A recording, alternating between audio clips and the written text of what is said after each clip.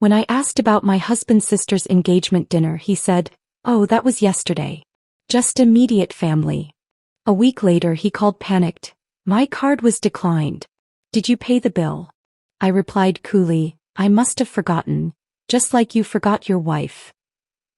The card declined at 8:47 p.m. on a Tuesday night that would change everything. I was standing in our marble-countered kitchen, phone pressed to my ear, listening to Jeffrey's panicked voice crackling through the speaker from some upscale restaurant downtown.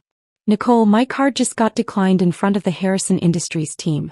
Did you forget to pay the bill?" His voice carried that particular strain of public embarrassment mixed with private accusation that I had grown to recognize over 12 years of marriage. "I must have forgotten," I replied, my voice steady despite the earthquake occurring beneath my professional exterior. "Just like you forgot your wife yesterday." The silence that followed stretched longer than the 20 floors between our downtown apartment and the street below. Through our floor-to-ceiling windows, the city lights twinkled like distant stars, each one representing someone else who was probably having a better evening than the one unfolding in my marriage. I could hear the restaurant noise in the background, the clink of expensive silverware against china, the murmur of business conversations that Jeffrey so desperately wanted to be part of. Before we continue with Nicole's journey, I want to thank you for joining me in exploring stories about financial boundaries and self-respect in relationships. If you believe that everyone deserves recognition for their contributions, please consider subscribing to support more empowering content. Now let's witness how this situation develops. But let me back up 6 hours to when this perfect Tuesday morning began with our usual choreographed dance of disconnection. I had risen at 5:30 a.m. as I did every weekday, moving through our luxury apartment with the practiced efficiency of someone who had perfected the art of productivity as emotional armor. Our 20th floor residence offered panoramic views of the downtown skyline, a testament to my corporate success that I had achieved through 15 years of climbing the marketing ladder at Fletcher & Associates, one of the city's most prestigious Fortune 500 companies. The kitchen was my domain by default. I had researched every appliance, from the professional-grade espresso machine that ground beans from a local roastery I had discovered, to the induction cooktop that heated our breakfast with scientific precision. Jeffrey sat at the marble island, laptop open, reviewing what he optimistically called his consulting proposals but which I privately recognized as variations on the same theme he had been pitching unsuccessfully for the past 3 years. "Good morning," I said, measuring coffee beans with the same attention to detail I applied to quarterly budget allocations at work. The ritual was soothing in its predictability. Premium coffee, steel-cut oats with organic honey, fresh fruit arranged on plates that had cost more than most people's weekly grocery budget. Jeffrey glanced up briefly. "Morning.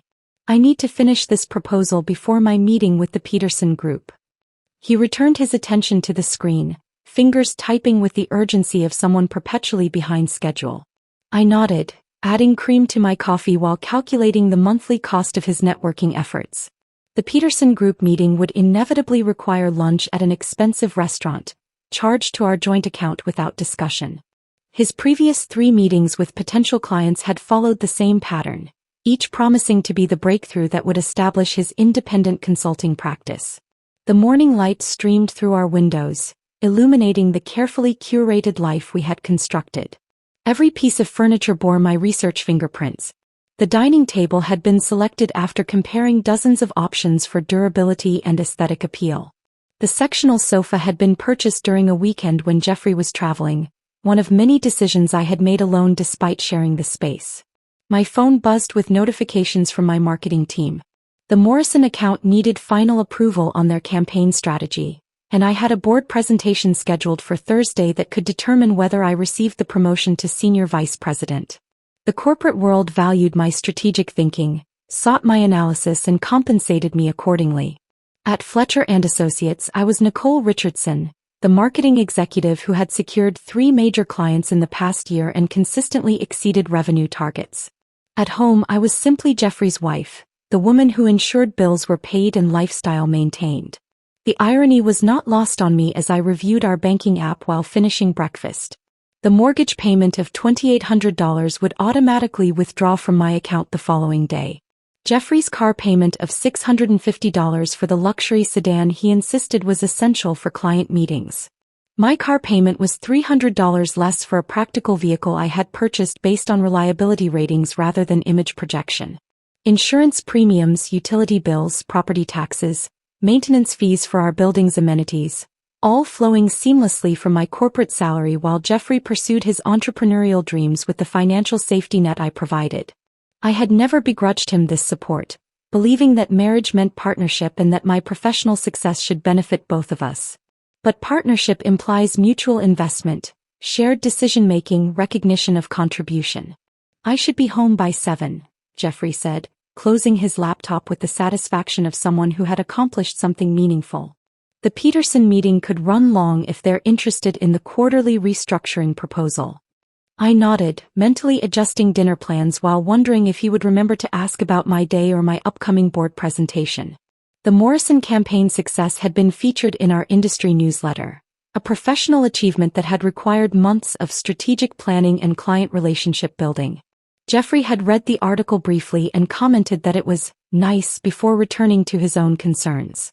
His consulting business occupied the second bedroom of our apartment, a space I had helped design with built-in shelving and professional lighting. His business cards were printed on premium stock paper.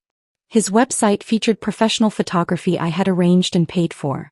His marketing materials bore the subtle influence of my professional expertise, advice given freely during late evening conversations about his client acquisition strategies.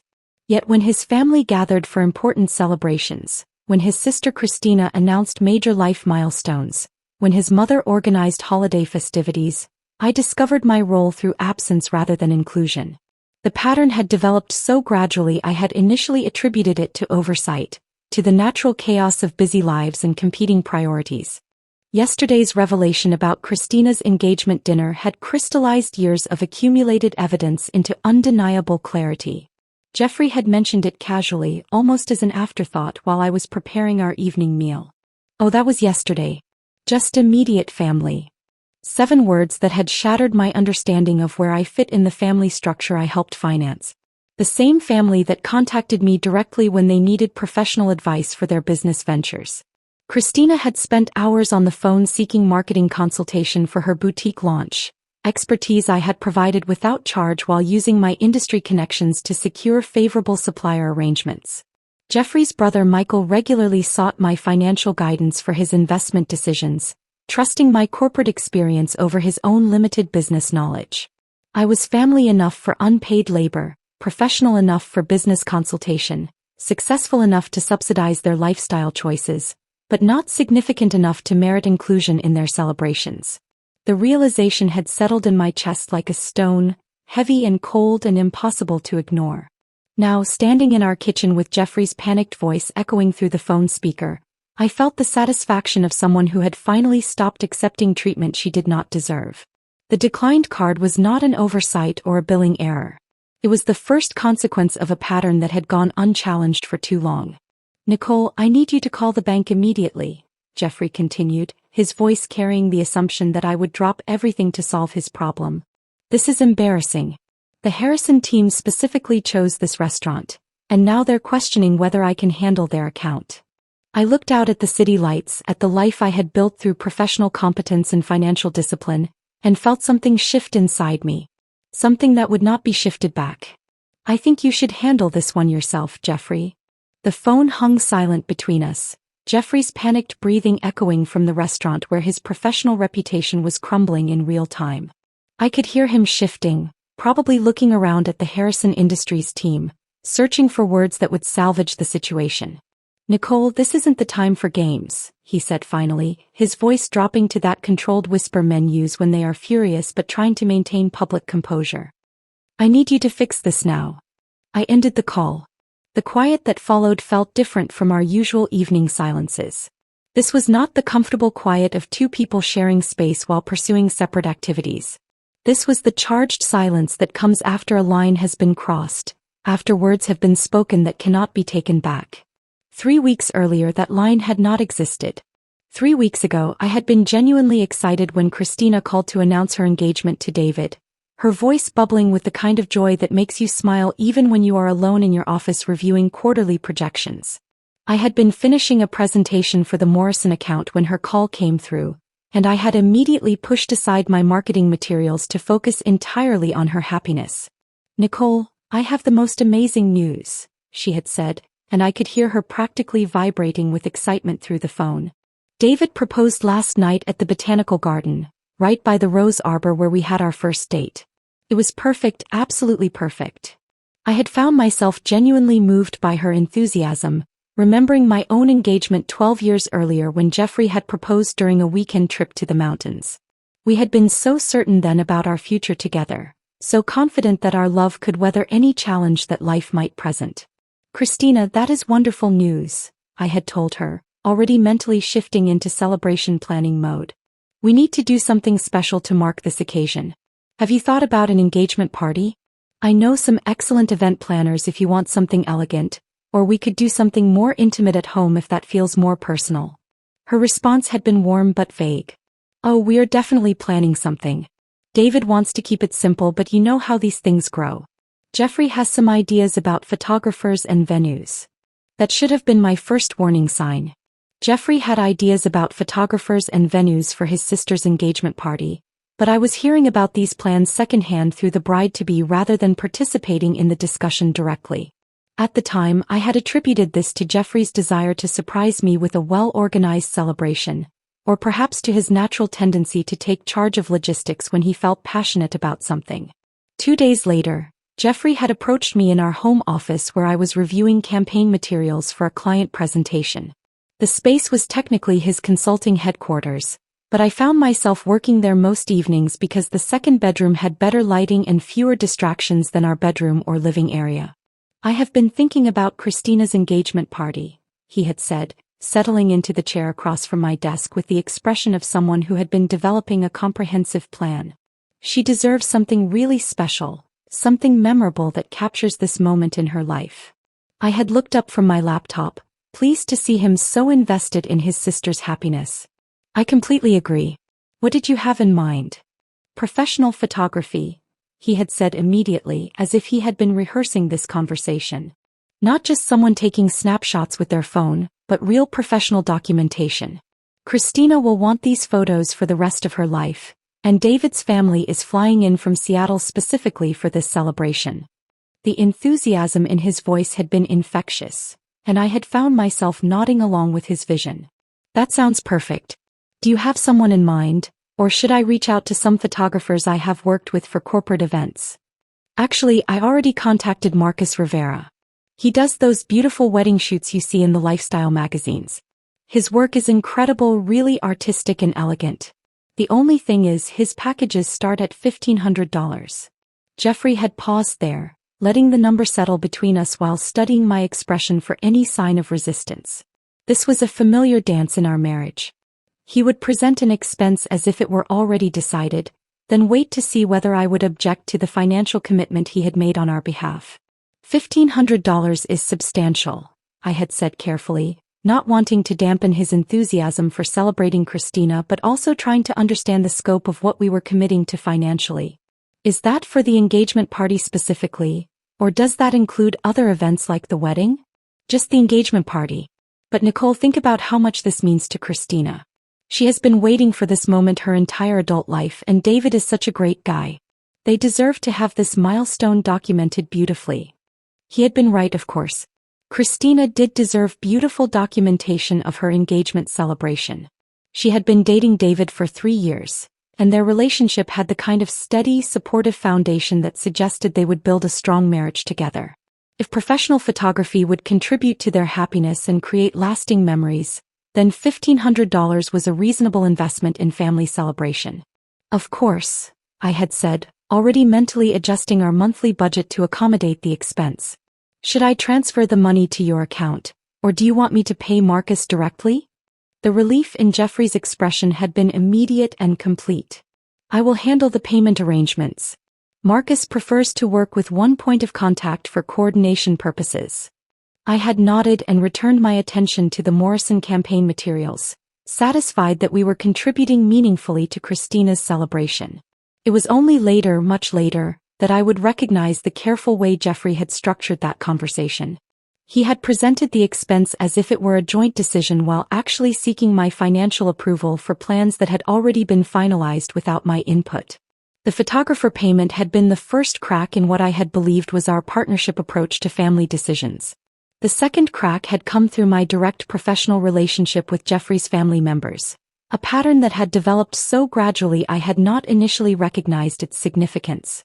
Christina had called me at my office the previous year, her voice carrying the nervous energy of someone about to make a significant request. "Nicole, I hope this is not too presumptuous, but I was wondering if I could ask for some professional advice about the boutique." Her boutique had been a dream she had been nurturing for years, a curated collection of contemporary women's clothing with an emphasis on sustainable materials and local designers. She had been working with a business loan officer to secure startup funding, but the bank had requested a comprehensive marketing strategy as part of her loan application. "I know you are incredibly busy with your own clients," she had continued, "but I was hoping you might be willing to look at my business plan and maybe offer some suggestions about the marketing approach. I would completely understand if you do not have time, but Jeffrey mentioned that you have experience with retail campaigns." I had been genuinely touched by her request and impressed by her thoughtful approach to launching her business. Too many entrepreneurs rushed into retail ventures without adequate planning, but Christina had clearly been researching her market and developing realistic projections for growth and profitability. "I would be happy to review your business plan," I had told her immediately. "Marketing strategy is exactly the kind of challenge I enjoy, and retail has some unique considerations that are worth exploring carefully." What followed had been 3 months of intensive consultation work. I had reviewed her target demographic analysis, helped refine her brand positioning, connected her with suppliers I knew from corporate partnerships, and even introduced her to a graphic designer who specialized in retail identity development. The work had been genuinely engaging, the kind of strategic thinking I enjoyed most about my professional role. Christina's boutique had launched successfully, exceeding her first-year revenue projections by 30%. She had credited my marketing guidance as essential to her success, and I had felt genuinely proud to have contributed to her entrepreneurial achievement. But I had never been invited to the boutique's launch party. I had learned about the celebration through social media posts, seeing photos of Jeffrey's entire family gathered in Christina's beautifully designed retail space, toasting her success with champagne and admiring the clothing displays I had helped conceptualize. When I had mentioned the party to Jeffrey later that evening, he had seemed genuinely surprised by my interest. "Oh, that was just a small thing for immediate family and the initial investors. Christina wanted to keep it low-key since the business is still so new." Immediate family and initial investors. Categories that apparently did not include the marketing executive who had donated months of professional expertise to ensure the business launch succeeded. The pattern had repeated itself with Jeffrey's brother Michael and his investment portfolio questions, with Jeffrey's mother Margaret and her small business tax concerns, with family friends who needed professional referrals for their own corporate challenges. I had become the family's unpaid business consultant, valued for my expertise and connections but somehow not significant enough to merit inclusion in their social celebrations. The realization had been building slowly, like water collecting behind a dam, until yesterday when the dam had finally cracked under pressure. I had been preparing dinner in our kitchen, chopping vegetables for a pasta sauce while Jeffrey reviewed emails on his phone. The domestic routine had felt comfortable and familiar, the kind of ordinary evening that constitutes the foundation of married life. "How did Christina's engagement dinner go?" I had asked casually, assuming we would be discussing details of the celebration I had helped finance through the photographer payment. Jeffrey had glanced up from his phone with the distracted expression of someone processing a question that required shifting mental gears. "Oh, that was yesterday. Just immediate family." 7 words that had shattered 12 years of assumptions about my place in the family structure I had been supporting financially and professionally. 7 words that had revealed the careful architecture of my exclusion from meaningful moments while my inclusion remained essential for meaningful contributions. I had continued chopping vegetables, the knife moving steadily through bell peppers and onions while I processed what Jeffrey had just revealed. Christina's engagement dinner had occurred without me. The celebration I had funded through professional photography had excluded the woman who had provided the funding. The immediate family who had gathered to toast Christina's engagement had not included the sister-in-law who had spent months ensuring Christina's business success. The knife had moved through the vegetables with mechanical precision while my mind had raced through months of similar exclusions, similar patterns of financial inclusion paired with social dismissal. Now, standing in our kitchen with Jeffrey's restaurant emergency creating a crisis of his own making, I felt the satisfaction of someone who had finally stopped pretending that patterns were coincidences. The city lights continued twinkling beyond our windows, indifferent to the collapse occurring in our marble-countered paradise. The city lights blurred as tears I had not realized were forming finally spilled over. I stood motionless in our kitchen, gripping the marble countertop with both hands as the full weight of Jeffrey's casual dismissal settled into my bones. The physical sensation was startling in its intensity, not the sharp pain of a sudden injury, but the deep, spreading ache of something fundamental shifting inside my chest. My breathing had become shallow, almost mechanical, as if my body was conserving energy for some crisis it sensed approaching. The familiar knot in my stomach that had appeared during Jeffrey's restaurant call had tightened into something resembling nausea, a churning discomfort that made me press one hand against my abdomen while the other maintained its death grip on the counter. This was not the first time I had felt this particular combination of dismissal and isolation, I realized with uncomfortable clarity. This was the same hollow sensation I had experienced when learning about Christina's boutique launch party through Instagram photos. The same quiet devastation that had followed discovering Jeffrey's college roommate had been included in family game nights I had never been invited to attend. The same pattern of exclusion that I had been unconsciously cataloging for months without acknowledging its significance. The difference tonight was that I could no longer pretend these exclusions were accidents or oversights. Jeffrey's matter-of-fact delivery, "Oh, that was yesterday. Just immediate family," had carried no guilt, no recognition that my absence might have been hurtful or even notable. The engagement dinner I had helped fund through professional photography had occurred without the woman who had provided the funding, and Jeffrey had not considered this worth mentioning until directly questioned. I found myself moving toward our home office without conscious decision, drawn to the space where productivity had always provided refuge from emotional complexity. The second bedroom had become my sanctuary over the years, initially intended as Jeffrey's consulting headquarters but gradually transformed into the place where I conducted the real business of our lives. Financial planning, tax preparation, insurance coordination, investment decisions. All the administrative work that kept our lifestyle functioning smoothly while remaining invisible to Jeffrey unless something went wrong. The desk chair welcomed me with familiar comfort as I settled into the space where I felt most competent and valuable. My laptop screen illuminated automatically, displaying the Morrison campaign materials I had been reviewing earlier. The client presentation was scheduled for Thursday morning, and the campaign strategy represented 6 months of strategic development that would likely secure my promotion to senior vice president.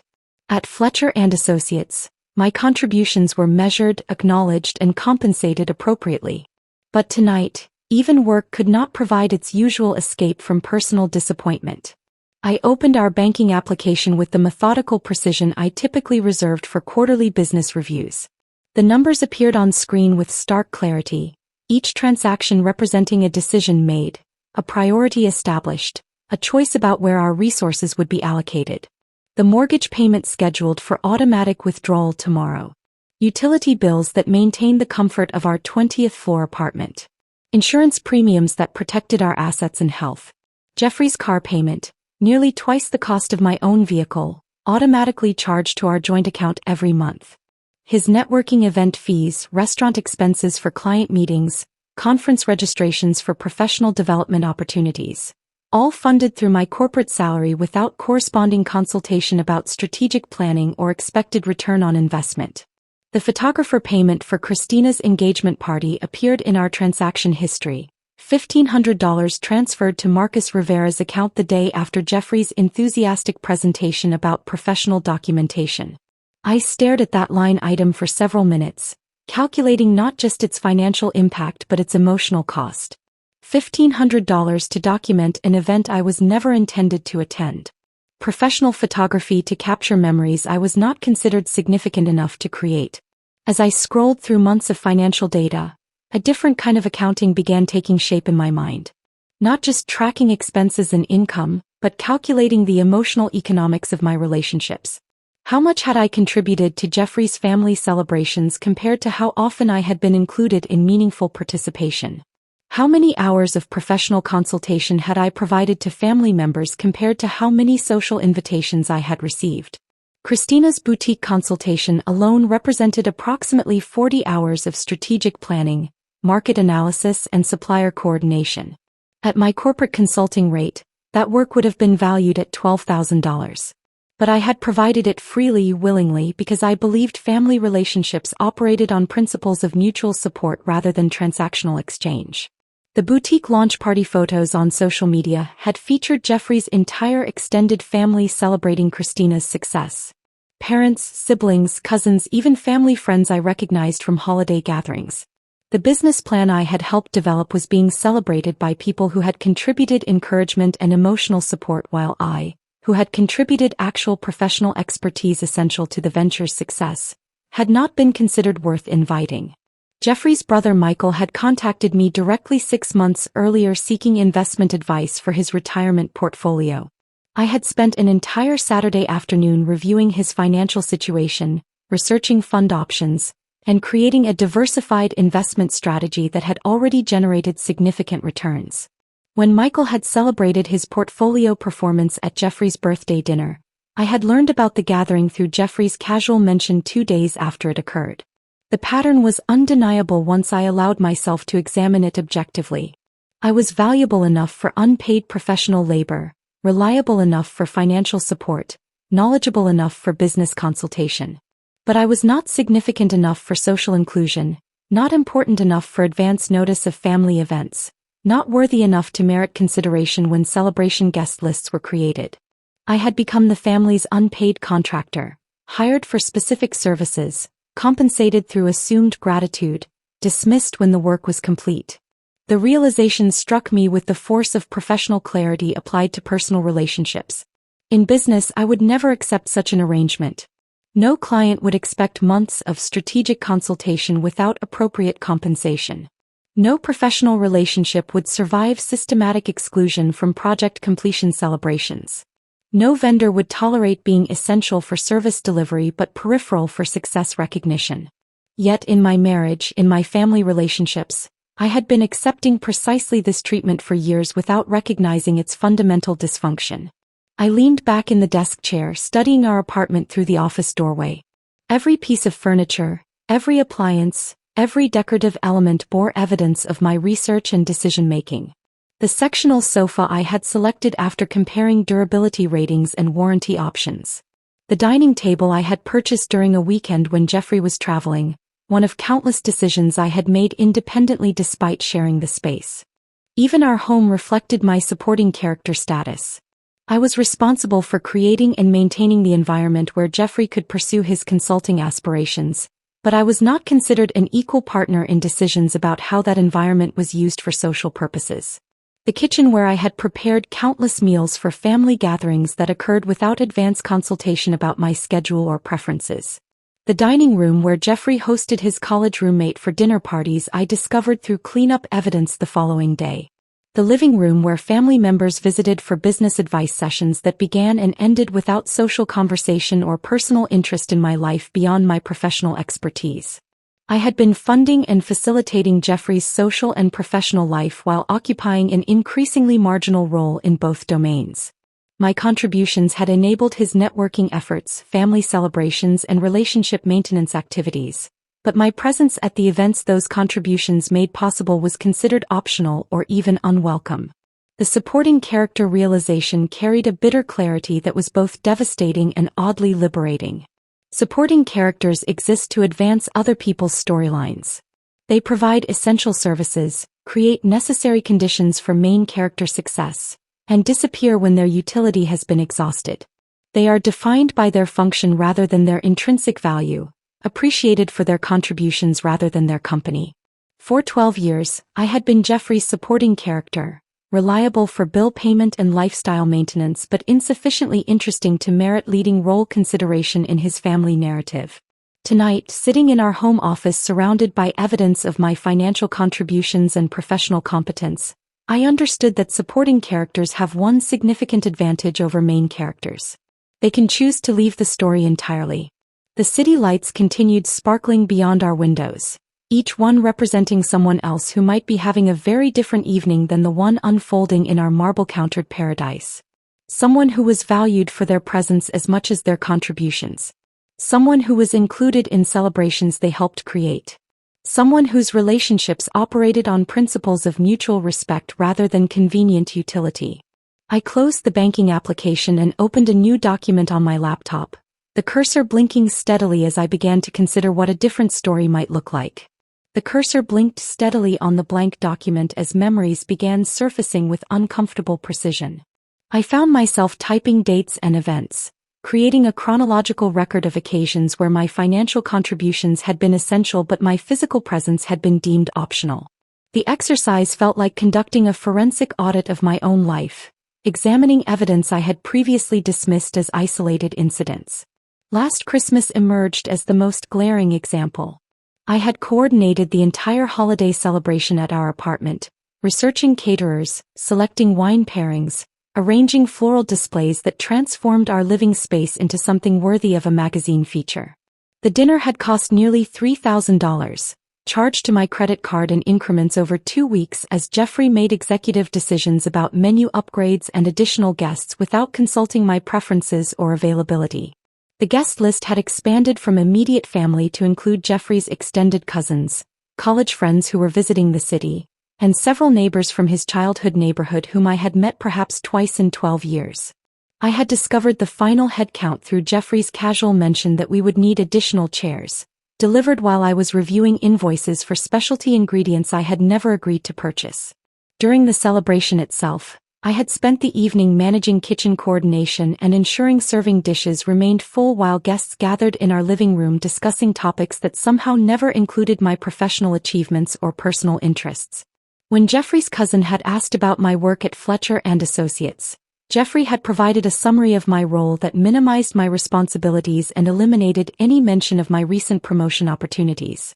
The following week, Jeffrey had mentioned how much his family had enjoyed the evening and appreciated our hospitality. Our hospitality, as if he had contributed equally to the planning, preparation, and financial investment that had made the celebration possible. When I had suggested that future holiday gatherings might benefit from advanced discussion about guest lists and budget parameters, Jeffrey had dismissed my concerns as unnecessary complications that would diminish the spontaneous family atmosphere.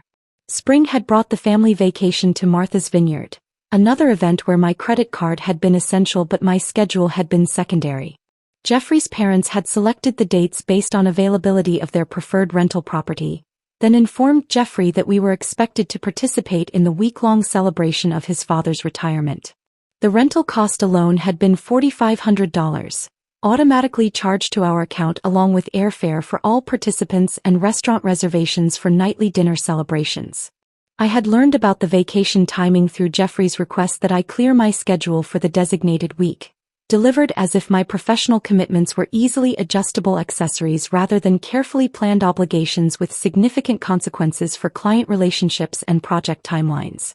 When I had explained that the proposed dates conflicted with crucial presentations for 2 major accounts, Jeffrey had suggested that I could join the family for a long weekend rather than the full week. The compromise had satisfied no one. I had attended 3 days of family activities where conversation consistently returned to shared memories from decades of joint experiences I had not witnessed, inside jokes that required extensive background explanation, and reminiscences about Jeffrey's childhood that excluded me entirely from meaningful participation. My shortened visit had been treated as evidence of my insufficient commitment to family relationships rather than recognition of the professional sacrifices I had made to participate at all. Most revealing had been the inclusion of Brian Matthews, Jeffrey's college roommate who had recently moved to the city and reconnected through social media. Brian had been invited to join family dinners within 6 weeks of his relocation, included in weekend activities with an enthusiasm that contrasted sharply with the reluctant accommodation of my schedule constraints. During game nights at Jeffrey's parents' house, Brian's opinions about sports and politics were solicited and valued while my contributions to conversation were politely acknowledged before discussion returned to topics where my perspective was considered irrelevant. The comparison was particularly striking because Brian represented exactly the kind of casual acquaintance that families typically include gradually, after establishing comfort and compatibility through repeated interactions. Yet he had been embraced immediately and completely while I, after 12 years of marriage and consistent financial contribution to family activities, remained peripheral to their social dynamics. At Fletcher & Associates, my professional standing created an entirely different dynamic. Colleagues sought my strategic input on challenging accounts. Junior executives requested mentoring sessions that could advance their career development. The board of directors had specifically requested my analysis of market expansion opportunities, recognizing my research capabilities and presentation skills as valuable assets for corporate planning. Client relationships reflected genuine professional respect. The Morrison account had specifically retained our firm based on my track record with similar marketing challenges. The Harrison Industries team had mentioned my reputation within the industry when explaining their decision to work with Fletcher & Associates rather than competing firms. My success generated recognition, advancement opportunities, and financial compensation that reflected the value of my contributions. The contrast with my personal relationships was becoming impossible to ignore. At work, my expertise was valued enough to justify significant consulting fees. At home, identical expertise was assumed to be freely available without consideration of time investment or professional opportunity costs. Corporate clients respected my schedule and planned meetings around my availability. Jeffrey's family scheduled events based on their convenience and expected me to adjust my commitments to accommodate their preferences. Professional relationships operated on principles of mutual benefit and acknowledged exchange. Personal relationships, apparently, operated on principles of assumed obligation and unilateral accommodation. Christina's boutique success story represented the most comprehensive example of this disparity between professional value and personal recognition. The consultation work had extended far beyond initial business plan review into comprehensive strategic development that would have constituted a significant corporate engagement if conducted for a paying client. I had begun with market analysis that examined demographic trends, competitor positioning, and seasonal purchasing patterns specific to contemporary women's clothing with sustainable materials emphasis. The research had required interviews with industry experts, analysis of retail location foot traffic patterns, and evaluation of supplier relationships that could provide quality materials at competitive pricing. Brand development had involved extensive collaboration with Christina on positioning strategy that would differentiate her boutique from established competitors while appealing to environmentally conscious consumers willing to invest in higher-priced sustainable options. We had developed messaging frameworks, visual identity guidelines, and marketing materials that reflected sophisticated understanding of target demographic preferences and purchasing behaviors. Supplier negotiations had leveraged my corporate relationships to secure favorable terms with textile manufacturers and independent designers who typically required substantial minimum orders or extended payment schedules. My professional reputation had enabled Christina to establish credit relationships and inventory arrangements that would have been impossible for a startup retail operation without established business history. The grand opening event had featured local fashion bloggers, environmental advocacy organization representatives, and potential customers who had been attracted through social media campaigns I had designed and implemented using marketing strategies developed through years of corporate campaign experience. The event had generated immediate sales that exceeded Christina's optimistic projections and established her boutique as a recognized destination for sustainable fashion. Christina's social media posts from the launch celebration had shown her entire extended family gathered in the beautifully merchandised space, raising champagne toasts to her entrepreneurial success while surrounded by clothing displays and marketing materials that reflected my strategic input. Jeffrey's parents had offered emotional speeches about Christina's determination and vision. Her siblings had praised her courage for pursuing independent business ownership. Family friends had celebrated her achievement as evidence of the family's entrepreneurial spirit. My contribution to that success had been acknowledged privately through Christina's grateful phone calls and thank you messages, but my presence at the public celebration had not been considered necessary or appropriate.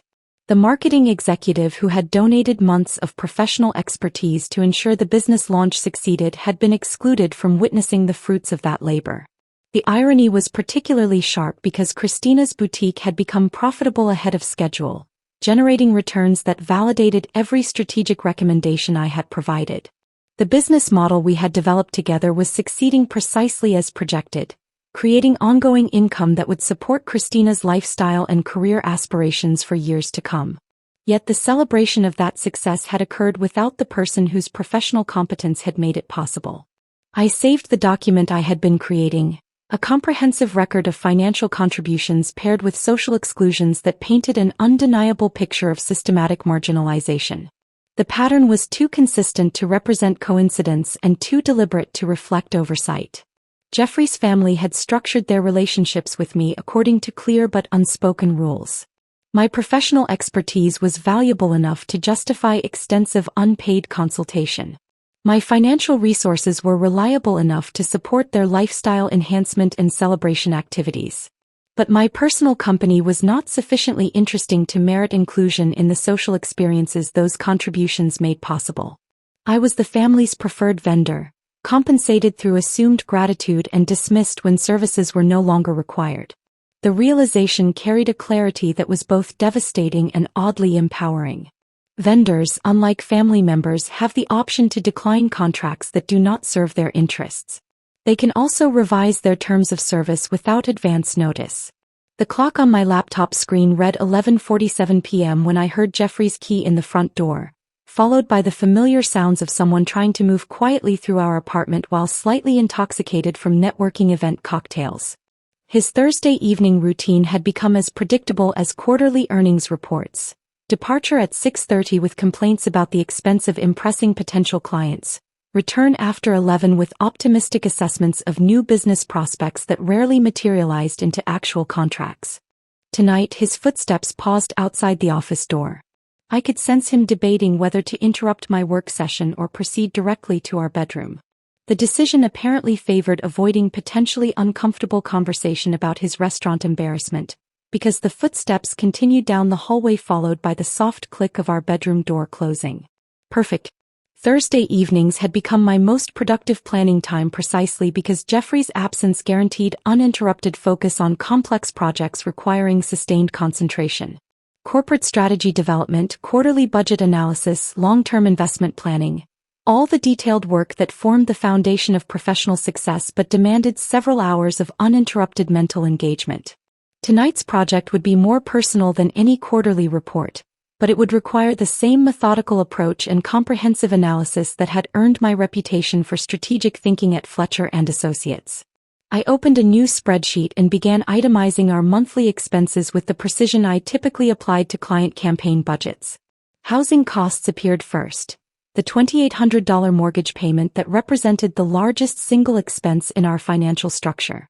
Utilities averaged $340 monthly, including internet service that supported both my corporate work and Jeffrey's consulting activities. Property taxes and building maintenance fees added another $600 monthly to our housing obligations. These represented legitimate joint expenses that I would continue managing regardless of changes to our financial architecture. Married couples sharing living space reasonably split costs for shelter, utilities, and basic household maintenance.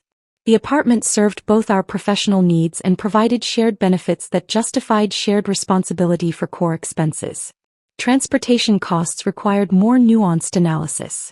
My car payment of $420 monthly supported a reliable vehicle selected based on safety ratings and maintenance costs rather than image considerations.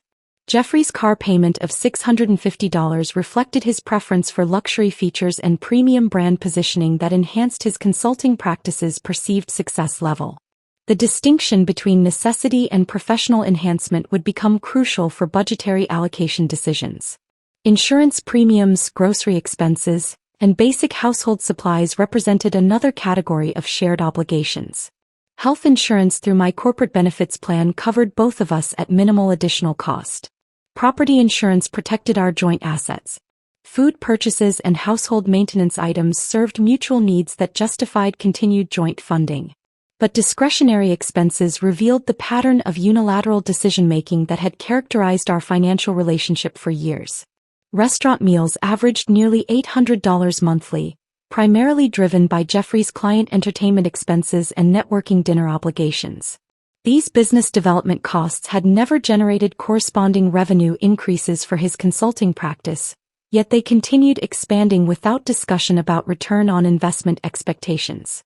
Clothing purchases had reached an average of $400 monthly, again driven primarily by Jeffrey's perception that successful consultants required extensive professional wardrobes for client meetings and industry events.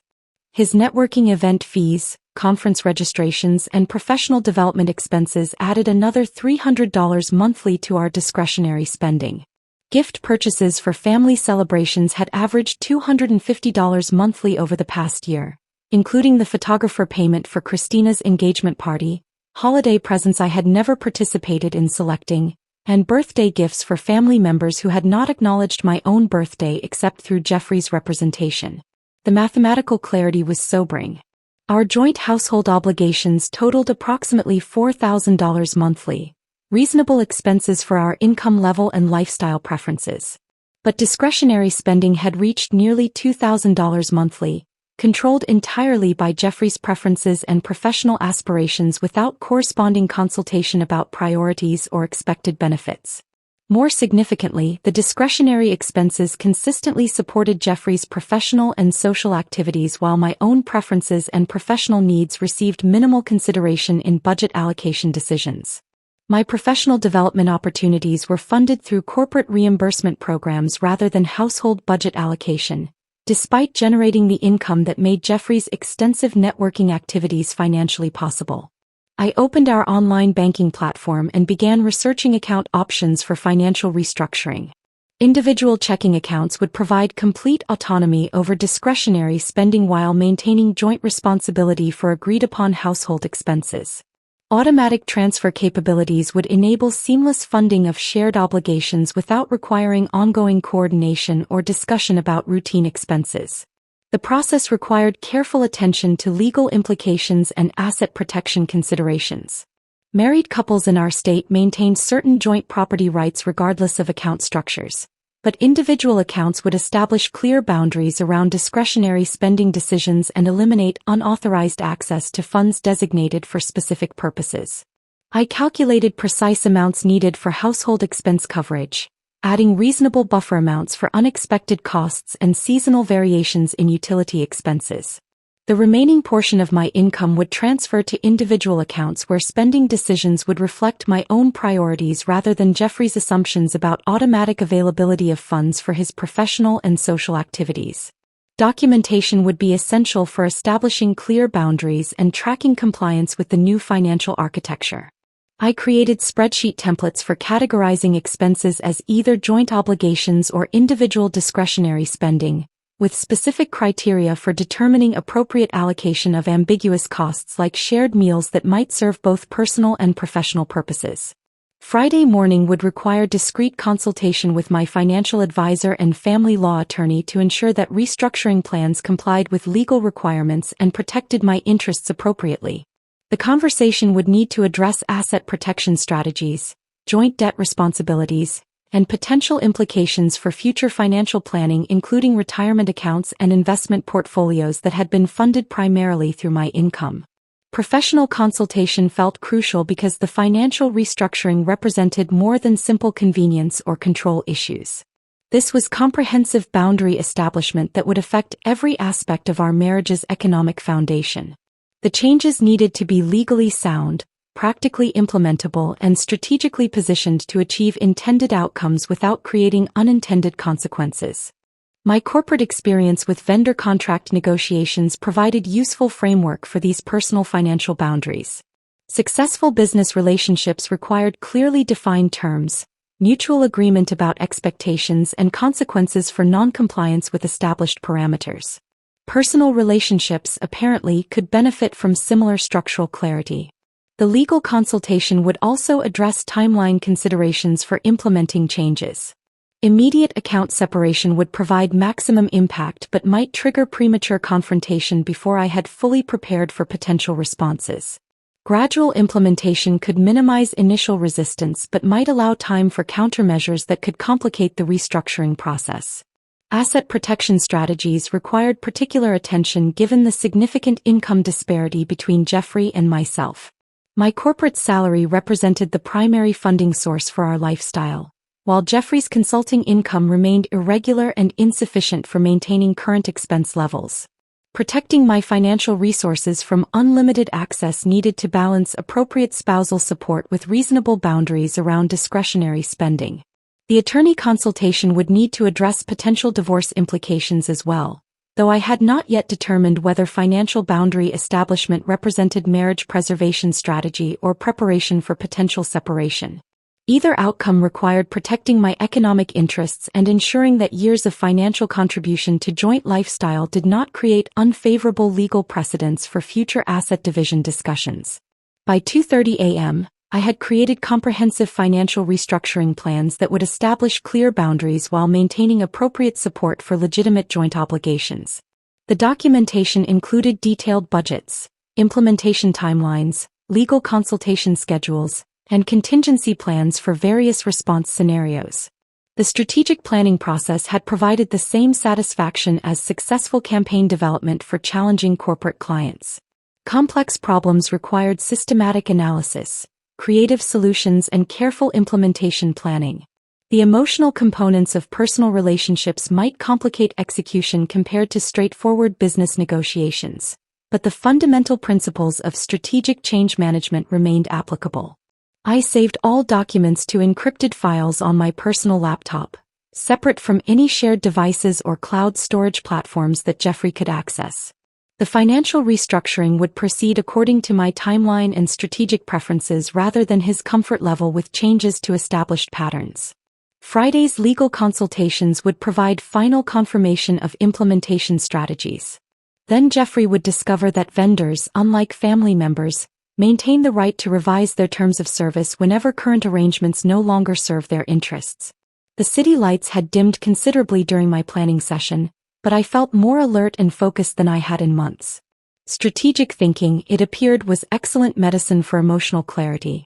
Friday morning arrived with the crisp efficiency I had planned for implementation of my financial restructuring. While Jeffrey remained asleep, recovering from his networking event optimism and cocktail consumption, I executed the account separation with the methodical precision of a corporate restructuring project. New banking relationships established, automatic transfers configured, credit card authorizations revised. By 8:30 a.m., the financial architecture of our marriage had been fundamentally altered without a single conversation or confrontation. The legal consultations proceeded exactly as anticipated. My financial advisor confirmed that individual account management represented sound asset protection strategy, while the family law attorney verified that married individuals maintained complete authority over income earned through their individual professional activities. The restructuring was legally defensible, strategically sound, and immediately implementable. Jeffrey discovered none of these changes during his Friday routine of reviewing potential client communications and preparing for weekend networking opportunities. The transition period would last exactly 5 days. Sufficient time for him to assume normal access to discretionary funding while I observed his spending patterns under the new constraints. Tuesday evening brought the Harrison Industries dinner that would test the effectiveness of my financial boundary establishment. Jeffrey had spent considerable time preparing for this client meeting, researching the company's expansion plans and developing consulting proposals that he believed would demonstrate his strategic capabilities. The Harrison Industries team represented exactly the type of corporate client that could establish his consulting practice as a legitimate business rather than an expensive hobby funded through my corporate salary. This could be the breakthrough we have been waiting for, he had explained while selecting his most expensive suit for the dinner meeting. Harrison Industries is considering comprehensive organizational restructuring that could require months of consulting work. If I can demonstrate the right strategic thinking tonight, this could transform our entire financial situation. Our financial situation.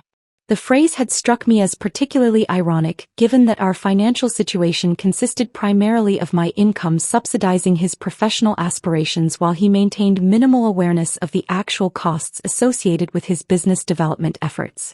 The restaurant he had selected for entertaining the Harrison Industries team epitomized his approach to client relationships. Excessive expense intended to project success and sophistication without consideration of return on investment calculations. Chez Laurent commanded premium prices for French cuisine served in an atmosphere designed to impress business associates who were evaluating potential service providers based on perceived financial stability and professional competence. Jeffrey's confidence about the evening had been evident in his departure preparations. Fresh haircut from the expensive salon downtown, premium cologne applied with the enthusiasm of someone anticipating professional triumph, briefcase containing customized presentation materials that had been printed at significant cost through a specialty business services company. The call came at 8:47 p.m., precisely as I had been reviewing quarterly projections for the Morrison account renewal. Jeffrey's voice carried that particular combination of shock and panic that accompanies unexpected public embarrassment in professional settings.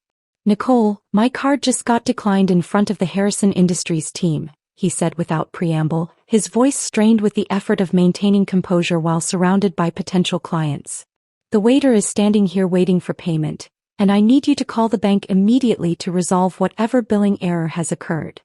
I could hear the restaurant ambience in the background, the subtle clatter of expensive silverware, the murmur of business conversations conducted over wines that probably cost more than our weekly grocery budget. The Harrison Industries team was undoubtedly observing this payment difficulty and drawing conclusions about Jeffrey's financial management capabilities and professional reliability. "That sounds frustrating," I replied, maintaining the same conversational tone Jeffrey had used when explaining that Christina's engagement dinner had occurred without me. "But I am certain you can handle the situation appropriately." "Nicole, this is not the time for whatever point you are trying to make," Jeffrey said, his voice dropping to the urgent whisper men use when they are desperate but trying to avoid public scenes. "I need you to resolve this billing problem immediately so I can salvage this client relationship." The desperation in his voice was palpable, and I recognized the exact sensation he was experiencing. The horrifying realization that you have been excluded from something essential while everyone around you witnesses your irrelevance. The uncomfortable awareness that your assumed resources are not actually available when you need them most. The dawning understanding that your position in the social hierarchy is far more precarious than you had previously realized.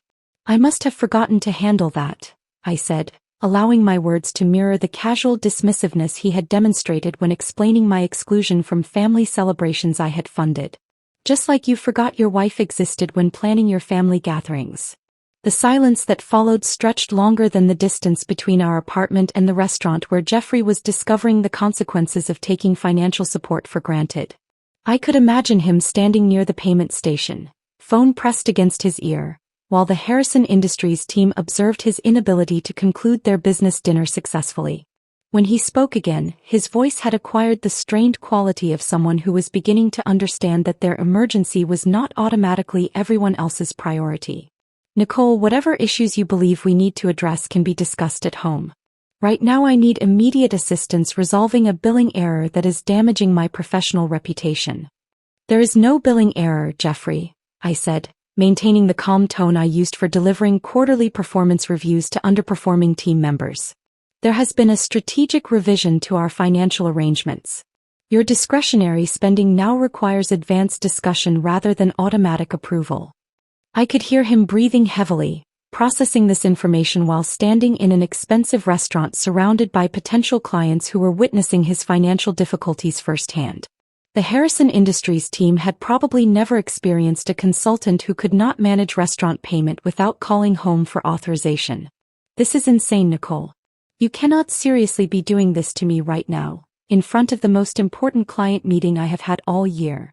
"I am not doing anything to you," I replied, opening the spreadsheet document I had prepared specifically for this conversation. "I am finally implementing appropriate boundaries around discretionary expenses that have been funded without consultation for months. Your client entertainment costs have averaged nearly $400 per week over the past 6 months, Jeffrey. That represents $20,000 annually in business development expenses that have generated exactly $0 in contracted revenue." The mathematical precision of my analysis appeared to shock him into momentary silence. Jeffrey had never calculated the cumulative cost of his networking and client entertainment activities because those expenses had been automatically funded through my income without requiring justification or performance measurement. Since January, you have spent $1,200 on networking event fees, $800 on professional conference registrations, and nearly $3,000 on client dinners that have resulted in precisely 0 signed consulting contracts. I continued, reading from my comprehensive spending analysis. Your business development ROI is negative 100%, funded entirely through my corporate salary while I work late to earn the money you are spending on professional activities that consistently fail to generate corresponding income. The restaurant sounds in the background had grown quieter, suggesting that Jeffrey was moving away from his table to conduct this conversation with some privacy. The Harrison Industries team was probably discussing his payment difficulties and drawing unfavorable conclusions about his business management capabilities. Nicole, we can discuss budgeting concerns later, but right now I need you to authorize payment for this dinner so I can maintain my professional credibility with potential clients who could transform our financial situation. Our financial situation is quite stable, Jeffrey. My financial situation provides comprehensive support for all legitimate household expenses while maintaining healthy savings and investment growth. Your financial situation, however, appears to require significant restructuring. I could hear him struggling to control his breathing, probably recognizing that this conversation was not proceeding according to his expectations and that the Harrison Industries team was witnessing his inability to resolve a simple payment transaction. What exactly do you expect me to do right now, Nicole? The waiter is waiting for payment. My potential clients are watching this entire situation unfold, and you are delivering financial lectures instead of helping me maintain the professional relationship that could benefit both of us. I expect you to handle your business expenses using your business resources, Jeffrey. Revolutionary concept, I realize, but successful consultants typically maintain sufficient capital to cover their operational costs rather than relying on spousal subsidies for basic business functions. The satisfaction I felt delivering that response was profound and entirely justified. For the first time in our marriage, Jeffrey was experiencing the consequences of assumptions about automatic financial support that he had never questioned or appreciated. The Harrison Industries dinner was concluding with Jeffrey learning that financial resources require respect, consultation, and appropriate boundaries rather than unlimited access based on marital assumption. His professional reputation was being determined by his own financial planning capabilities rather than my automatic accommodation of his business development fantasies. The lesson was proceeding exactly as I had strategically planned, but Jeffrey apparently required reinforcements for his counterattack. Saturday morning arrived with the distinctive sound of a car door slamming in our building's parking garage with unnecessary force, followed by the aggressive buzz of our apartment intercom system. Through our 20th floor windows, I could observe Michael climbing out of his leased BMW sedan, wearing the kind of designer athletic wear that cost more than most people's monthly utility bills. His arrival had clearly been coordinated with Jeffrey during whatever crisis management conversation they had conducted following the Harrison Industries dinner debacle. Michael's body language suggested he was approaching our apartment with the righteous indignation of someone who had been appointed family spokesperson for addressing my inappropriate financial boundary establishment. When I opened our door, Michael pushed past me without invitation, carrying himself with the presumptuous authority of someone who believed his opinion about my marriage carried weight despite never having contributed meaningfully to our household or demonstrated any understanding of our financial dynamics. Nicole, we need to have a serious conversation about what happened Tuesday night, he announced, settling into our living room sectional sofa as if he owned it rather than merely benefiting from the lifestyle my income had made possible for his brother. Jeffrey told me about your little power play with the credit card situation, and frankly, I am disappointed in your behavior. The condescending tone was particularly galling coming from someone whose financial contributions to family relationships consisted primarily of borrowing money from Jeffrey that was never repaid and attending celebrations funded through my corporate salary while offering unsolicited opinions about subjects he had never studied or experienced personally. Michael, I replied, maintaining the professional composure I used for managing difficult client relationships. I appreciate your concern for Jeffrey's well-being, but our financial arrangements are private matters between married partners rather than topics requiring extended family input or approval. He waved dismissively, apparently considering my perspective irrelevant to the important business of correcting my inappropriate attitude toward marital obligations. Look, Nicole, I understand that you women sometimes get emotional about things and make decisions based on feelings rather than practical considerations. But you cannot seriously expect Jeffrey to manage his consulting business without reliable access to funding for client development activities. The casual sexism was breathtaking in its assumptions about my professional competence and decision-making capabilities. Michael apparently believed that my strategic financial restructuring represented emotional reactivity rather than calculated business management applied to personal relationships that had been operating according to dysfunctional parameters for years. That is an interesting perspective, I said, walking to our kitchen to prepare coffee while Michael continued his lecture about proper wifely behavior.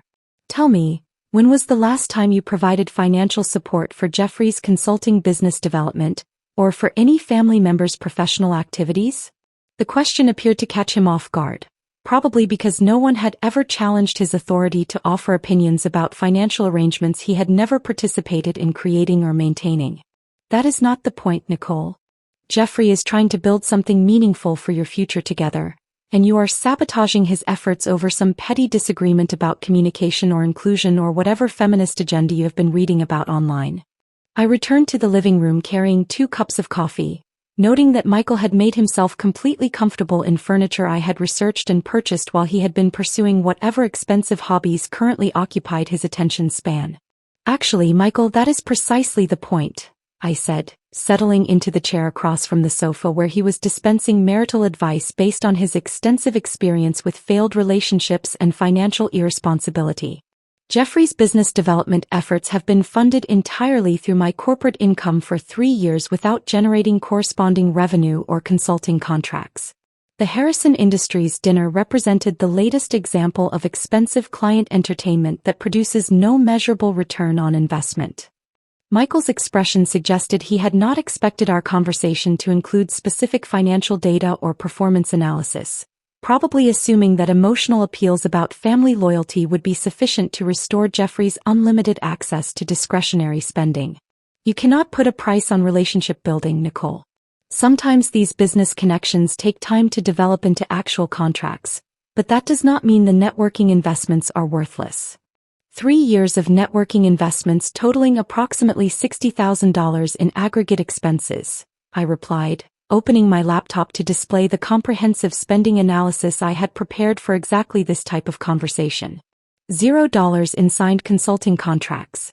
0 return on investment. If this were a corporate marketing campaign, it would have been terminated for poor performance after 6 months of similar results. The mathematical precision appeared to shock Michael into temporary silence, probably because he had never considered Jeffrey's consulting aspirations from a business performance perspective rather than emotional support framework. Furthermore, I continued, your concern about Jeffrey's professional development would be more compelling if it were accompanied by your own financial contributions to family business ventures or household expenses. When did you last provide monetary support for family celebrations, business development costs, or shared household obligations? Michael shifted uncomfortably, clearly recognizing that his financial contributions to family relationships consisted primarily of consumption rather than production, attendance rather than organization, opinions rather than resources. I contribute in other ways, Nicole. Not everything valuable can be measured in dollars and cents. Such as? I asked, genuinely curious about what non-monetary contributions Michael believed justified his opinions about my financial decision-making and marital obligations.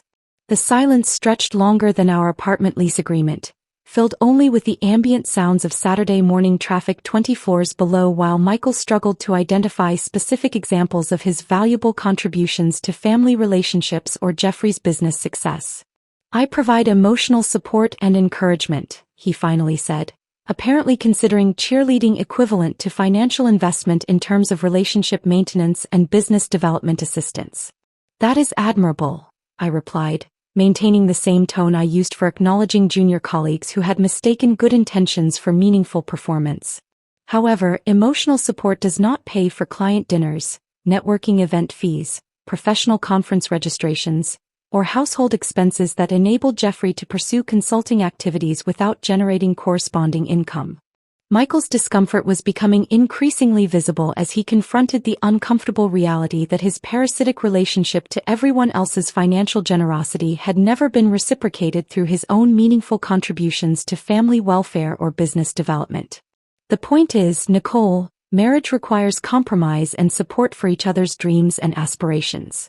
You cannot just cut off Jeffrey's access to resources when he is trying to build something important for both of your futures. You are absolutely correct, I agreed, surprising him with my concurrence before delivering the strategic clarification that would redefine the entire conversation.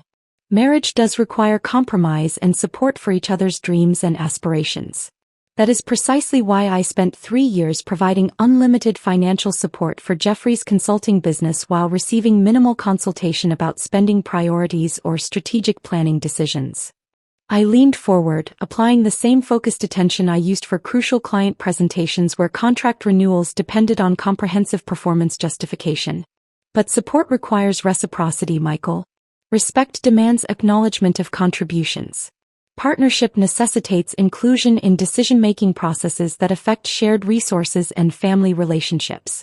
Jeffrey's consulting dreams have been subsidized through my corporate income for 36 months while I was systematically excluded from family celebrations that used my money for funding but considered my presence optional for participation. Michael's expression suggested he was beginning to understand that this conversation was not proceeding according to his expectations about feminine emotionality overwhelming practical business considerations. From this point forward, I continued, access to my financial resources will require demonstration of respect for my contributions, inclusion in planning processes that affect shared expenses, and reciprocal consideration of my professional needs and social preferences. These are standard business relationship parameters, not unreasonable personal demands. The paradigm shift was clearly causing Michael significant cognitive discomfort as he realized that his traditional assumptions about family hierarchies and gender roles were being challenged by someone with superior financial leverage and strategic thinking capabilities. This is ridiculous, Nicole. You are treating your marriage like some kind of corporate negotiation rather than a loving partnership between people who are supposed to support each other unconditionally. Unconditional support, I repeated, testing the phrase for logical consistency with actual relationship dynamics I had experienced. Michael, when was the last time anyone in Jeffrey's family provided unconditional support for my professional achievements, personal interests, or social preferences without expecting corresponding financial contributions or practical services in return? The question hung in our living room air like expensive perfume, present and impossible to ignore while Michael searched for examples that would support his theoretical framework about family relationships operating according to principles of mutual generosity rather than transactional exchange. His departure occurred with considerably less confidence than his arrival had demonstrated. The unprecedented experience of being held accountable for his opinions about financial arrangements he had never contributed to or fully understood had clearly shaken his assumptions about family authority structures and gender-based decision-making hierarchies. As Michael returned to his leased luxury sedan, probably preparing to report back to Jeffrey about my unreasonable demands for respect and reciprocity in marriage, I recognized that the family structure was being forced to confront their financial dependence on someone they had systematically undervalued for years. The message would spread through extended family networks with the efficiency of quarterly earnings reports, carrying news that their unpaid consultant and financial facilitator had established new terms of service that prioritized mutual respect over convenient utility. Change management, as any successful executive understands, requires clear communication about updated expectations and consistent enforcement of revised boundaries. The education process was proceeding exactly according to strategic planning projections. The education process was proceeding exactly according to strategic planning projections, but I underestimated Margaret's capacity for escalation. Tuesday morning brought her phone call with the precision of a military operation, arriving at exactly 9:15 a.m. when she calculated I would be available for conversation before my corporate responsibilities demanded full attention. "Nicole, dear," she began, her voice carrying that particular blend of maternal warmth and steel-edged determination that had been refined through decades of family management. "I hope you have been well.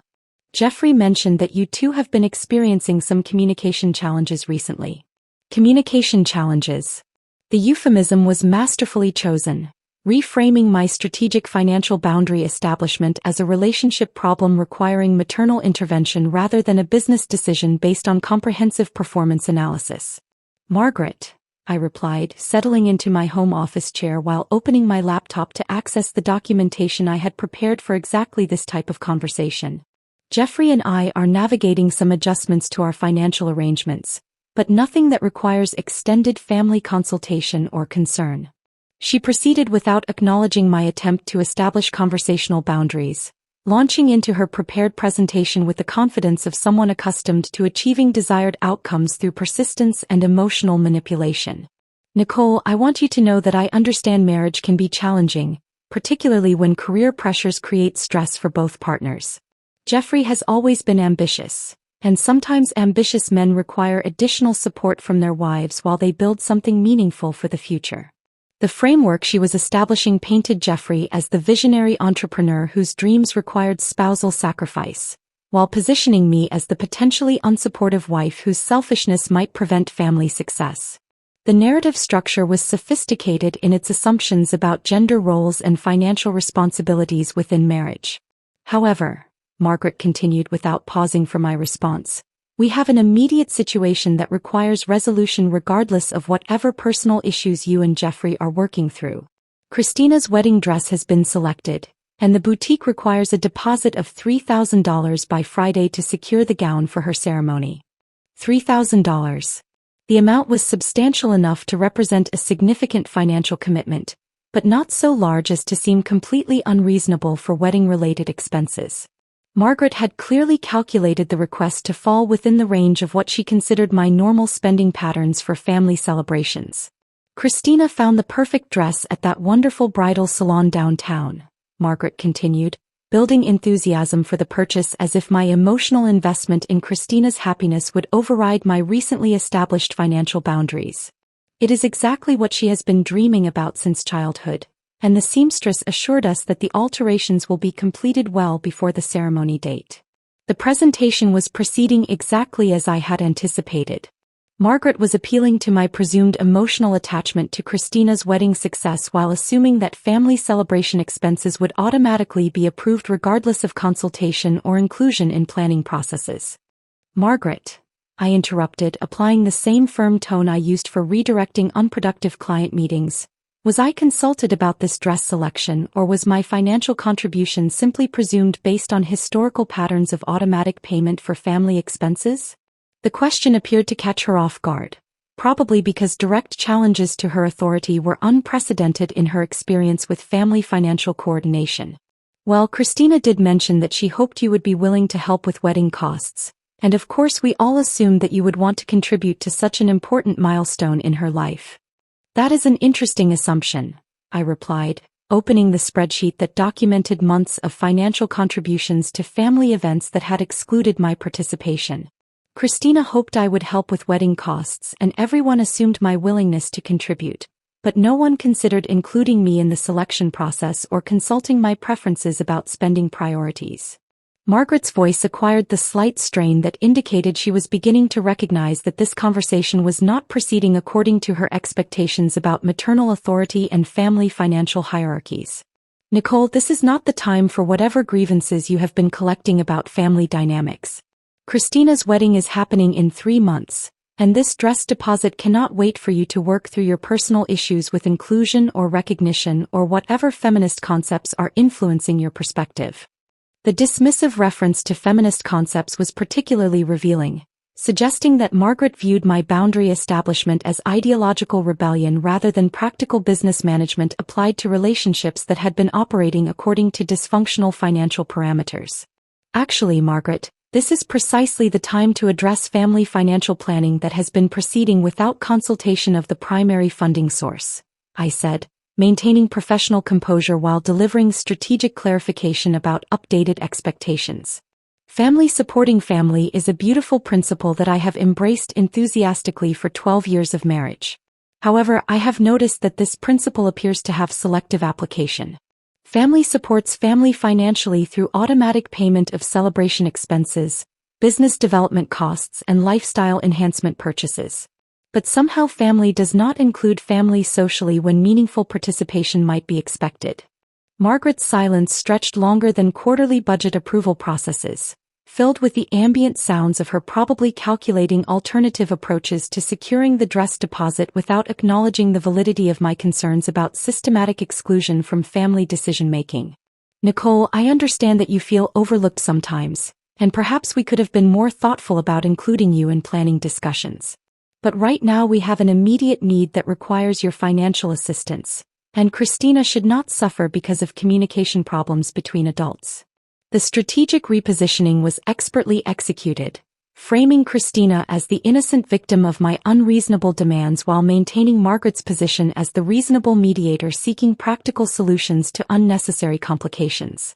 That is exactly the problem, Margaret, I replied, recognizing the manipulation technique while refusing to be deflected from establishing clear boundaries about future financial arrangements. Christina should not suffer because of communication problems between adults. She should benefit from comprehensive planning that includes the people providing financial support in the decision-making processes that affect their resources. I opened my comprehensive analysis of family financial contributions over the previous 18 months, prepared specifically for this type of strategic negotiation. Since January of last year, I have contributed approximately $15,000 to Jeffrey's family celebrations, business development activities, and lifestyle enhancement purchases. The engagement party photography, holiday celebrations, networking event expenses, client entertainment costs, and various gift purchases that were charged to accounts funded through my corporate salary. The mathematical precision appeared to shock Margaret into temporary reconsideration of her assumptions about my emotional reactivity overwhelming practical financial analysis. However, I continued, my inclusion in planning processes for these expenditures has been minimal, and my participation in celebration activities has been consistently optional despite my essential role in funding those celebrations. The pattern suggests that my value to family relationships consists primarily of financial utility rather than personal significance. Margaret's response revealed the depth of her discomfort with having traditional family authority structures challenged through systematic documentation and business-level analysis. Nicole, you are making this much more complicated than necessary. Families help each other because that is what families do. You cannot apply corporate negotiation strategies to personal relationships that are based on love and mutual support rather than transactional exchanges. Love and mutual support, I repeated, testing the phrases for consistency with actual relationship dynamics I had experienced over 12 years of marriage and family interaction. Margaret, when was the last time your family demonstrated love and mutual support for my professional achievements, personal interests, or social preferences without expecting corresponding financial contributions or practical services in return? The question hung between us like expensive perfume, impossible to ignore while Margaret searched for examples that would support her theoretical framework about family relationships operating according to principles of generous reciprocity rather than systematic financial exploitation. Furthermore, I continued, applying the same focused determination I used for crucial contract negotiations where favorable terms required comprehensive justification.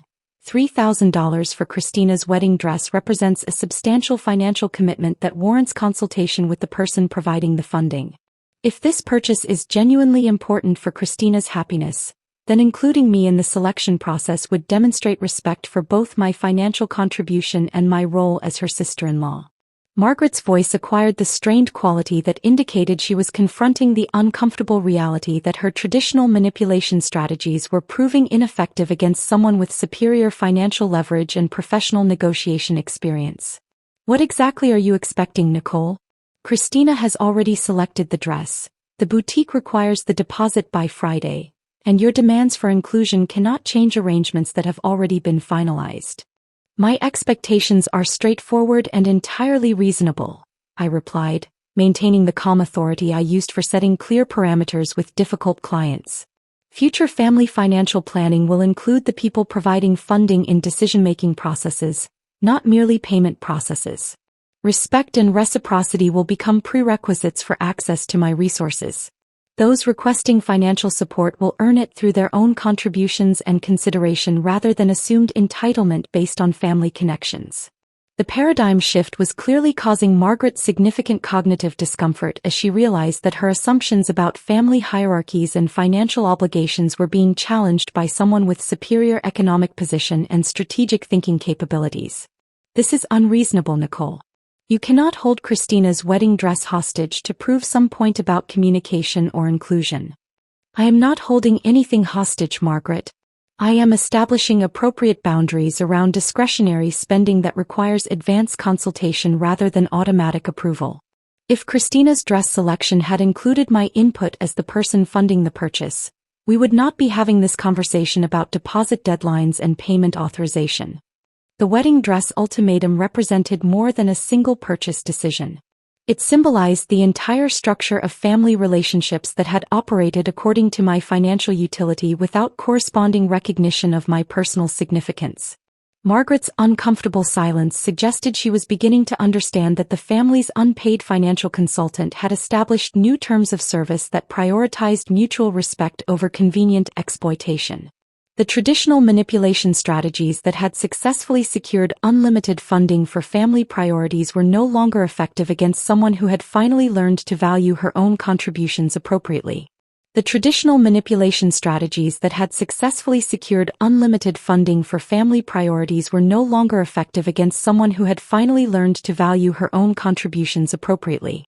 Margaret's uncomfortable silence stretched through Wednesday and Thursday, suggesting she was consulting with other family members about alternative approaches to securing Christina's dress deposit without acknowledging the validity of my boundary establishment. Friday afternoon brought an unexpected visitor who would transform my understanding of Jeffrey's financial deception from systematic thoughtlessness into deliberate manipulation designed to enhance his professional reputation at my expense. David arrived at our apartment carrying a leather portfolio that immediately suggested he was conducting business rather than making a social call. Christina's fiancé possessed the methodical demeanor of someone who had spent considerable time organizing complex information for presentation, and his expression conveyed the uncomfortable seriousness of someone about to deliver news that would fundamentally alter existing relationships. "Nicole, I apologize for arriving without advance notice," he said, declining my offer of coffee while settling into our living room with the focused attention of someone who had rehearsed this conversation extensively. "But I have information about Jeffrey's financial activities that I believe you need to review before making decisions about ongoing family support." The portfolio he opened contained 18 months of meticulously organized receipts, expense reports and transaction records that painted a comprehensive picture of Jeffrey's systematic misuse of my corporate income to construct an elaborate facade of professional success and generous family support. "Christina has been concerned about her brother's financial behavior for months," David explained, spreading documents across our coffee table with the precision of someone presenting evidence in a legal proceeding. "She asked me to investigate when she noticed inconsistencies between Jeffrey's claimed business success and the reality of his consulting income. The investigation had revealed financial manipulation that exceeded my worst assumptions about Jeffrey's casual disregard for budgetary boundaries and consultation protocols. These were not impulse purchases or thoughtless overspending patterns, but calculated image construction activities designed to position Jeffrey as the successful consultant who could afford lavish client entertainment and generous family contributions. Client dinner receipts showed systematic inflation of entertainment expenses through selection of premium restaurants, expensive wine pairings, and elaborate meal presentations that far exceeded reasonable business development costs. Jeffrey had been using my income to create an impression of financial success that would attract high-value clients impressed by apparent prosperity and sophisticated lifestyle preferences. Professional conference registrations revealed attendance at luxury industry events that provided minimal educational value but maximum networking opportunities in exclusive settings where appearance of affluence would enhance Jeffrey's credibility with potential clients. The expenses included premium accommodations, first-class travel arrangements, and entertainment activities that positioned him as the established consultant rather than the struggling entrepreneur he actually represented. Most damaging were the family support expenditures that had been presented to me as necessary contributions to important celebrations but had actually been designed to enhance Jeffrey's reputation as the generous family member who could afford to treat everyone lavishly. The engagement party photography holiday celebration upgrades, and surprise gift purchases had been strategic investments in social capital that enhanced Jeffrey's standing within family hierarchies while being funded entirely through my corporate salary. The engagement party planning provides the clearest example of deliberate deception, David continued, presenting correspondence between Jeffrey and various vendors that revealed the scope of his unauthorized financial commitments using my resources. Christina had originally requested modest celebration consisting of dinner at a nice restaurant for immediate family members, with estimated costs of approximately $800 for the entire event. Jeffrey had systematically lobbied for elaborate enhancements including professional photography, premium catering options, specialty cocktail service, and custom decorations that would quadruple the original budget while creating the impression that he could afford sophisticated celebration planning for important family milestones. When Christina had expressed concern about escalating costs and their impact on my financial obligations, Jeffrey had assured her that money was not a concern because his consulting business was generating sufficient revenue to support generous family celebration expenses. The deception had been comprehensive and deliberate, designed to maintain Jeffrey's image as the successful provider while concealing his complete financial dependence on my corporate income. The decision to exclude you from the final celebration was Jeffrey's recommendation, David revealed, his discomfort evident as he delivered information that would devastate any remaining assumptions about accidental oversight versus deliberate exclusion. He convinced Christina that smaller gatherings would be more intimate and meaningful, but the real reason was his concern that your presence might lead to questions about expense authorization and budget approval that would reveal his lack of independent financial resources. Jeffrey had orchestrated my exclusion from the engagement celebration I had unknowingly funded because my presence represented potential exposure of his financial dependence and unauthorized spending patterns. The systematic exclusion had been calculated to protect his manufactured image as the generous family member rather than thoughtless oversight of my social significance. The evidence David presented documented a pattern of financial manipulation that transformed Jeffrey's consulting business from entrepreneurial aspiration into elaborate performance art funded entirely through my professional success while I remained unaware of the scope of resources being diverted to support his reputation management activities. Professional development expenses I had assumed were legitimate business investments had actually been luxury lifestyle enhancement purchases designed to create an appearance of success that would attract clients impressed by apparent prosperity. Networking event costs had included premium accommodations, entertainment expenses, and wardrobe upgrades that positioned Jeffrey as the established consultant rather than revealing his actual financial circumstances. Family celebration contributions I had provided willingly to support important milestones had been exploited as opportunities for Jeffrey to demonstrate generosity and financial capability that enhanced his social standing within family hierarchies while concealing the source of funding that made such demonstrations possible. Nicole, I wanted you to have this information before Christina's wedding planning proceeds further, David said, closing the portfolio after ensuring I had reviewed all relevant documentation.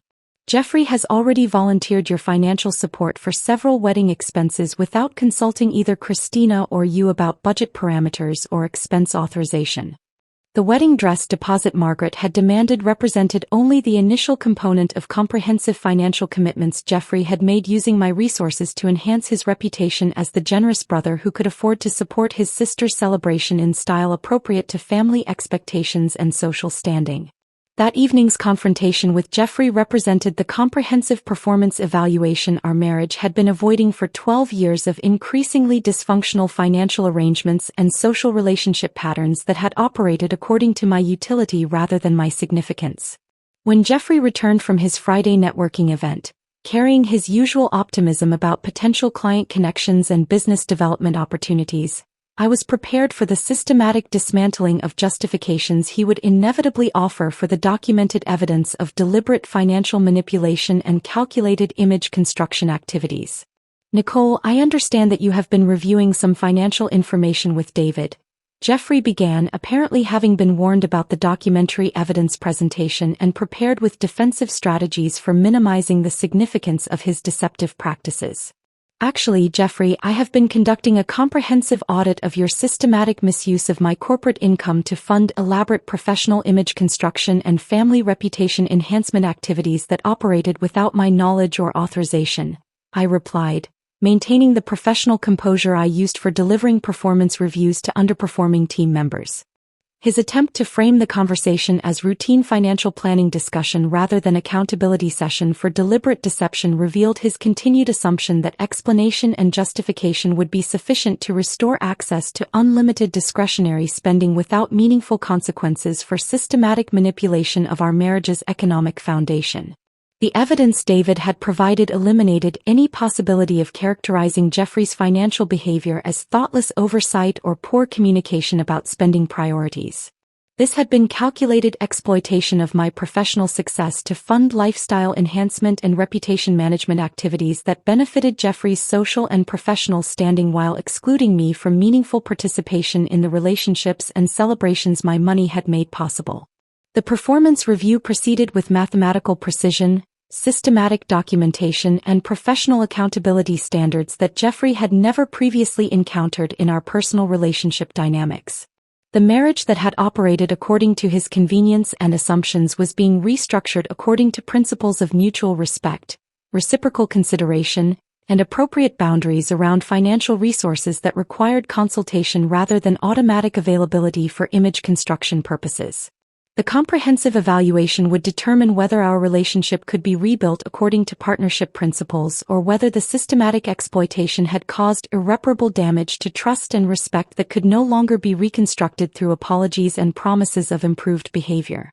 The comprehensive evaluation would determine whether our relationship could be rebuilt according to partnership principles or whether the systematic exploitation had caused irreparable damage to trust and respect that could no longer be reconstructed through apologies and promises of improved behavior. Jeffrey's response to the documented evidence of his financial manipulation would reveal whether genuine change was possible or whether our marriage had been irreparably damaged by years of systematic deception about spending priorities and family relationship dynamics. The accountability process began with Jeffrey's comprehensive confession to his entire family, delivered through an email that represented the first time in our 12-year marriage that he had accepted full responsibility for relationship problems rather than deflecting blame or minimizing the significance of his behavior patterns. The message, which I reviewed before he sent it, acknowledged his systematic misuse of my corporate income to enhance his professional image and social standing within family hierarchies. He admitted to making unauthorized financial commitments using my resources, excluding me from celebration planning processes while including my funding requirements, and treating me as a business resource rather than a life partner whose preferences and schedule deserved consideration in family decision-making processes. Most significantly, Jeffrey accepted responsibility for orchestrating my exclusion from family events that I had unknowingly funded, acknowledging that these exclusions had been calculated to protect his manufactured image as the generous provider rather than accidental oversights of my social significance. The confession eliminated his family's ability to characterize my boundary establishment as emotional overreaction or unreasonable demands for attention and recognition. The email generated immediate responses from family members who had previously supported Jeffrey's perspective about my supposedly unreasonable financial demands. Christina called to apologize for her participation in planning processes that had excluded me while presuming my financial support. Margaret sent a written apology acknowledging that family celebration planning should have included my input as the person providing funding for those celebrations. Michael's response revealed the most dramatic shift in understanding, as he recognized that his lectures about proper wifely behavior had been delivered to someone who had been systematically exploited rather than someone who was failing to meet reasonable marital obligations. His acknowledgement of my professional competence and financial contributions represented a fundamental change in his assessment of family relationship dynamics and gender-based authority structures. However, confession represented only the initial component of reconstruction process that would require demonstrated behavioral change rather than promised improvements.